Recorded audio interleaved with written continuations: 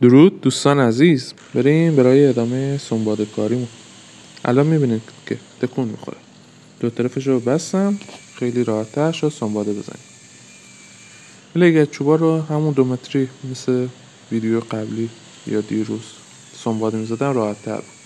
ولی نمیشه، چوب داب برداشته بود، مجبور شدم به قطعات 30 خورده سانتی برشش بدم و سنباده بزنم. اینجا هم که داریم با چسب آرکارون سنباده‌مون رو تمیز میکنیم و ادامه کار. ولی متاسفانه یود سرعت دستگاه رفت رو 1000. دیمرش سوخت.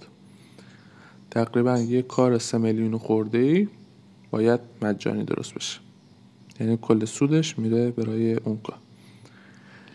و تفاوتش قبل از سنباده و بعد از سنباده. ممنونم که هستید.